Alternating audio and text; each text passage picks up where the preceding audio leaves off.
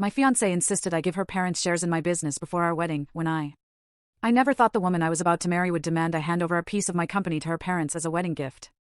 But the moment she said it, my entire world shattered, and I knew nothing would ever be the same. The air in my kitchen that night was thick with the smell of simmering dinner, but a cold dread was settling deep in my stomach. Just seconds before, we'd been laughing, chopping vegetables, planning our future. Now, all I could hear was the echo of her impossible request. My name is Ethan, I'm 33, and I own a tech consulting business. I built it from absolutely nothing. No inheritance, no trust fund, no wealthy relatives bailing me out. Just me grinding 16-hour days in a cramped apartment for 3 years, living off ramen, refusing to quit when every rational person told me to get a real job. The company finally took off about 2 years ago.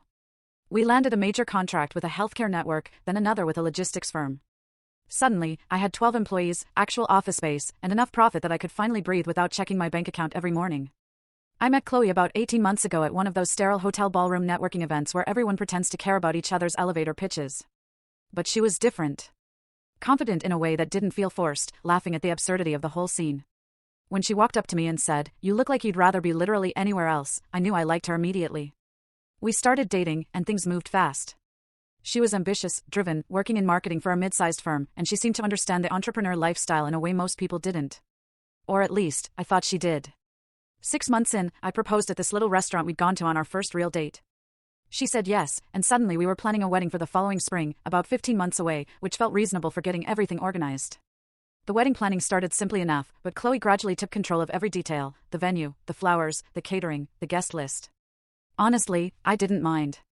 I was slammed at work, and she seemed to enjoy it. Plus, we weren't living together yet, so it made sense for her to handle the logistics from her apartment while I focused on a major project rollout. Her parents, Mr. and Mrs. Thompson, were pleasant enough on the surface.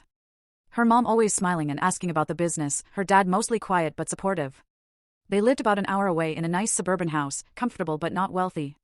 They seemed genuinely happy that their daughter was marrying someone financially stable. About 3 months before the wedding, I started noticing small comments from Chloe. Little remarks about how her parents had sacrificed so much for her education, how they deserved to enjoy their retirement, how family should take care of family. Nothing alarming on its own, just enough to make me think she was hinting that maybe I should help them out financially at some point, which I wasn't opposed to if it was reasonable and discussed properly. Then came the kitchen conversation that changed everything. We were at my place, making dinner together on a Thursday evening.